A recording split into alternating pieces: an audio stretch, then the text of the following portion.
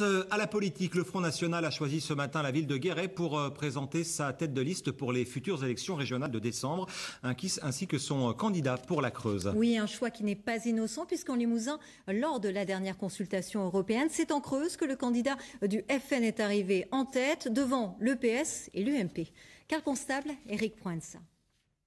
La tête de liste du Front National pour la grande région, c'est lui, Jacques Colombier, 63 ans, agent immobilier de son État, ancien conseiller régional et aujourd'hui élu à la ville de Bordeaux et au conseil communautaire de la métropole.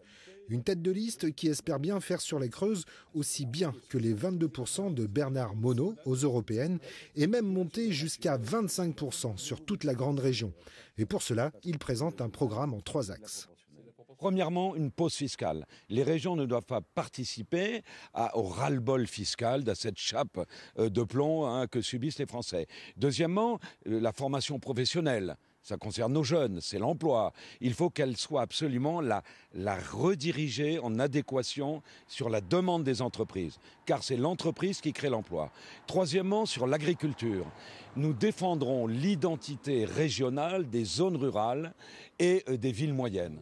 Paradoxalement, même s'ils partent au combat, les frontistes sont vent debout contre la réforme territoriale et une collectivité qui pour eux ne sera plus à taille humaine.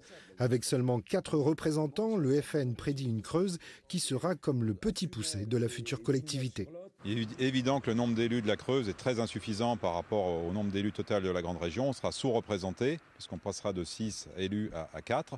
Et il faudra que les élus, quelle que soit leur tendance politique, arrivent à s'entendre pour la Creuse, pour trouver des projets, notamment au niveau des infrastructures routières, pour demander des subventions à la région.